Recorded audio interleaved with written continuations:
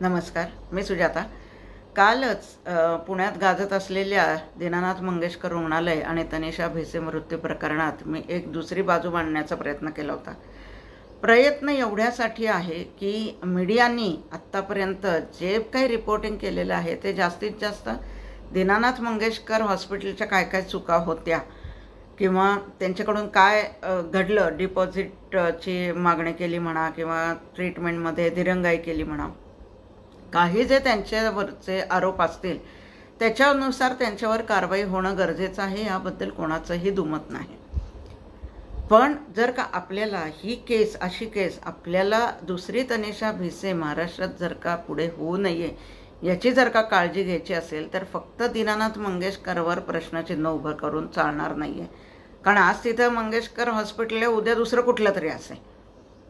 तेव्हा ज्या एखाद्या घटनेचा जेव्हा आपण विचार करतो त्यावेळेस त्याचा सर्वांगीण विचार होणं गरजेचं एवढ्यासाठी आहे की असं समजू नये कोणी की जर का तनिषा भिसे कुटुंबियांकडनं अनवधानाने एखादं कुठली तरी दुर्लक्ष झालं असेल किंवा काही घडलं असेल, चूक घडली असेल किंवा आपल्याला मी कालच म्हटलं होतं मेडिकल नॉलेज नसतं, त्यामुळे काही ठिकाणी आपण एखादी गोष्ट लाईटली घेतो, ज्याचा परिणाम काय गंभीर होणार आहे आपल्याला त्यावेळेला माहिती नसतं। असं एखादा कुठला तरी घटना घडलेली आहे का की अनवधानाने काहीतरी विचार केला गेला आणि ज्याचा परिणाम गंभीर समोर आला नंतर, तर अशा वेळेला भिसे कुटुंबियांची जी काही बाजू होती किंवा त्यांच्या बाबतीत जे काय त्यांनी घेतलेले निर्णय होते किंवा जे मीडिया रिपोर्टमध्ये समोर येत आहे त्याची चर्चा पण होणं गरजेचं आहे। एवढ्यासाठी की या केसमध्ये फक्त हे एकच हॉस्पिटल इन्व्हॉल्ड नाही आहे।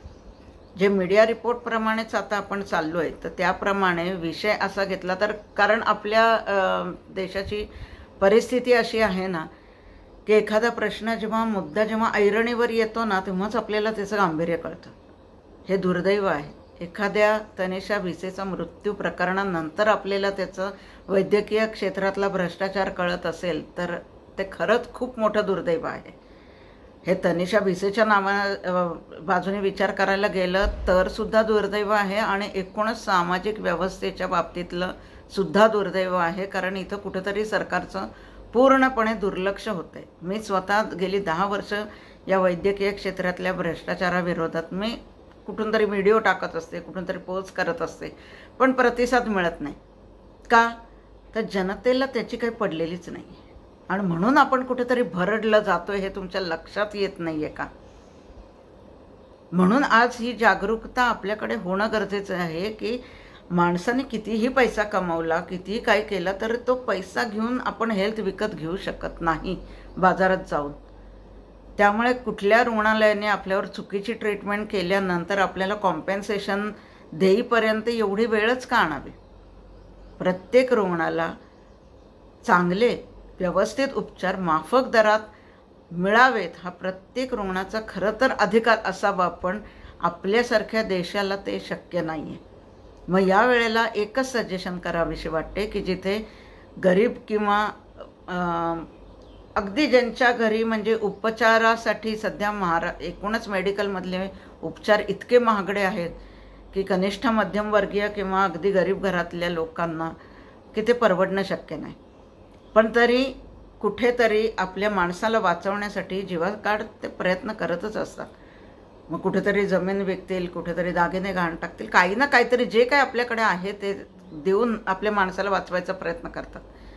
मग एवढी धडपड सोबतच सरकारने या सगळ्या लोकांसाठी एक कौटुंबिक कुठली तरी एक माफक त्यांच्याकडून एखादी रक्कम घ्या, पण कौटुंबिक पूर्ण कुटुंबाचा एक मेडिकल इन्शुरन्स उतरवणं खरोखरच गरजेचं आहे। कारण शेवटी माणसाच्या जीवाच्या पेक्षा महत्त्वाचं दुसरं काहीही नाही। त्यामुळे सरकारला एकच आवाहन करावंसं वाटतं की काही गोष्टी फ्री देण्यापेक्षा तुम्हाला फ्रीज द्यायचं आहे ना तर मेडिकल इन्शुरन्स द्या, ते गरजेचं आहे।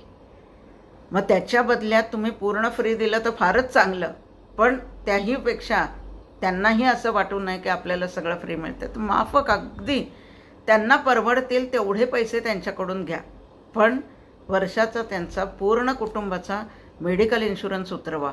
असं कुठेतरी प्रामाणिकपणे काल वाटून गेलं की पैशासाठी एखाद्या व्यक्तीचा जीव जाणं ही लाजिरवाणी गोष्ट आहे आपल्या देशासाठी आणि या समाजव्यवस्थेसाठी सुद्धा.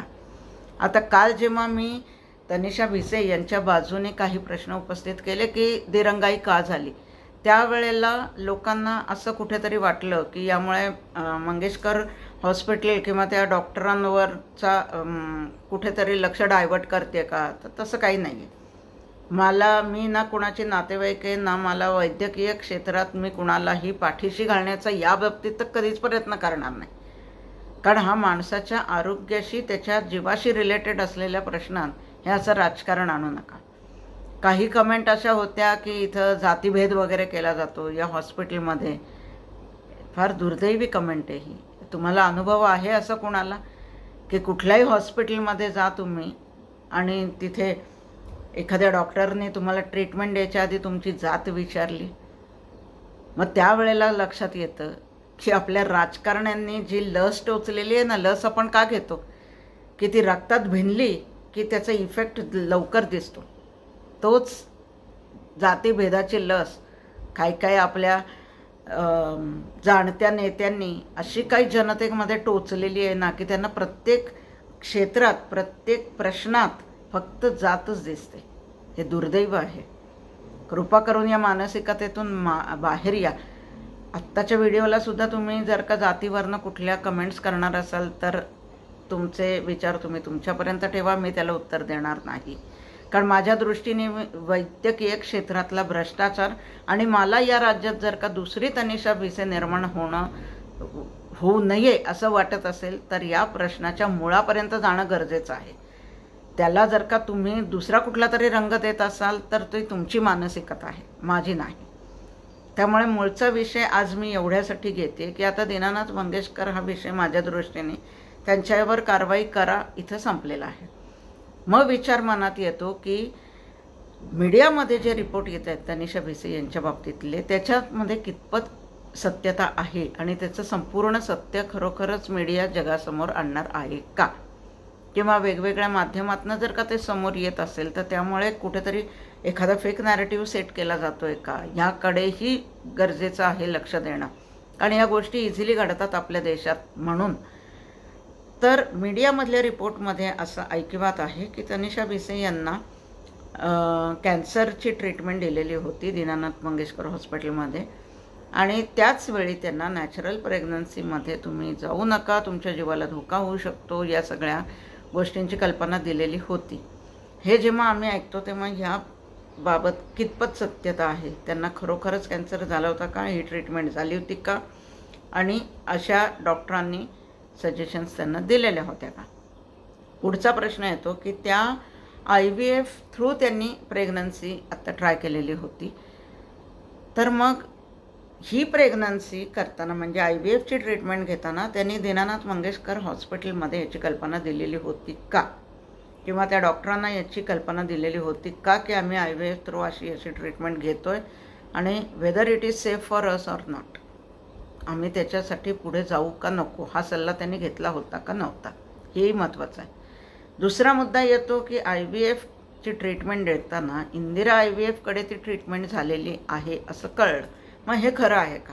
खरं असेल तर इंदिरा IVFनी यांची मेडिकल हिस्ट्री आधीची तपासलेली होती का, म्हणजे त्यांना कॅन्सर झालेला होता की नव्हता, किंवा कॅन्सर झालेल्या ट्रीटमेंटमध्ये ऑलरेडी जी ट्रीटमेंट झालेली आहे तिथे IVF त्यांना सूट होईल का नाही, किंवा ते त्यांच्या जीवाला धोकादायक होऊ शकतं का नाही, याची कल्पना इंदिरा IVFनी पेशंटला दिली होती का.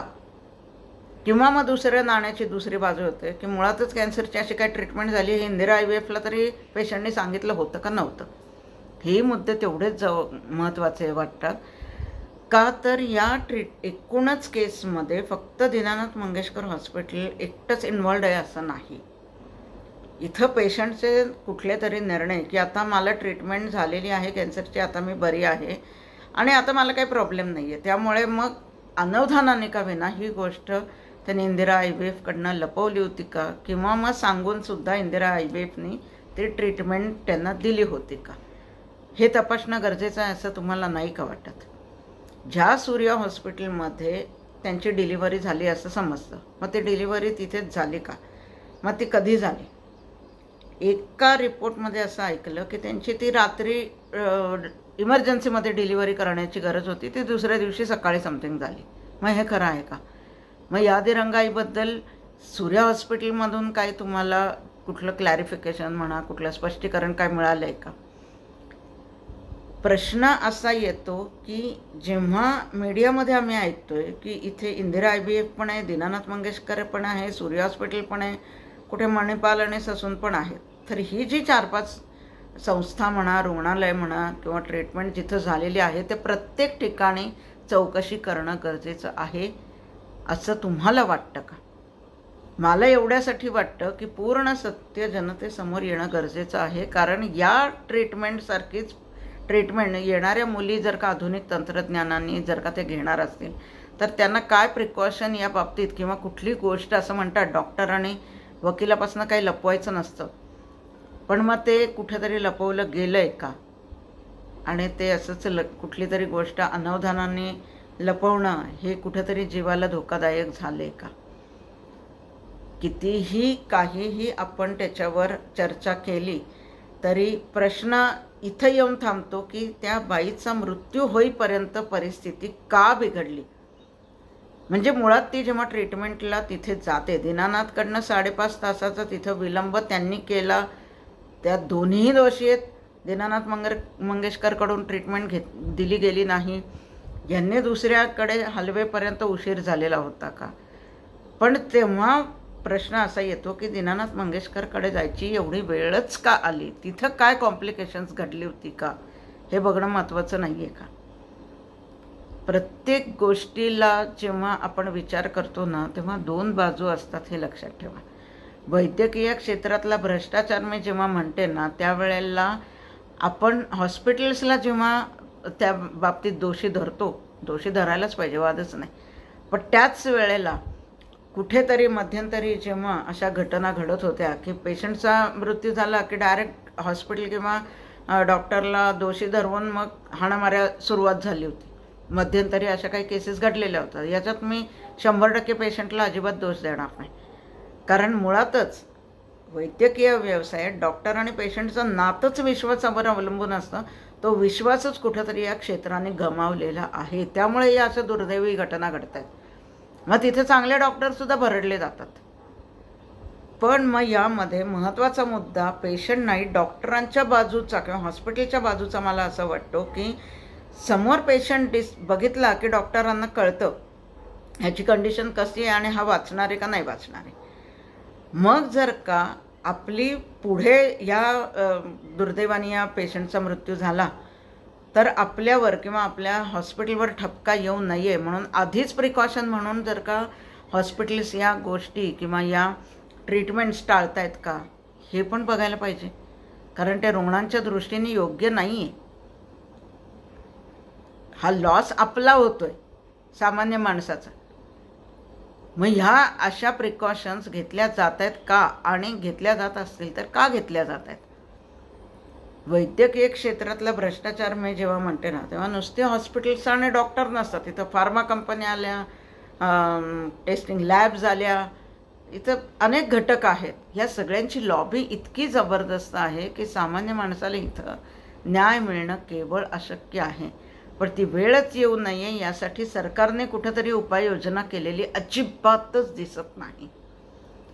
त्यामुळे जेव्हापासून मेडिकल इन्शुरन्स सुरू झाले ना ह्या सगळ्या व्यवस्थेचा बाजार झालेला आहे आणि त्याचं इतकं अक्राळ विक्राळ स्वरूप आता हळूहळू समोर यायला लागले ना की आपण नक्की कुठे चाललेलो आहोत, आपण प्रगती करतोय का अधोगती करतोय, आणि आपण जीवनाकडे जातोय का जीवन संपवण्याकडे जातोय, इतपत शंका यावी इतपत हा भ्रष्टाचार बोकाळलेला आहे. म्हणून तो कुठेतरी संपुष्टात आणणं गरजेचं आहे. यासाठी ही तनिषा भिसे प्रकरणाची तिसरी बाजू, काल दुसरी बाजू झाली, आजची तिसरी बाजू आहे.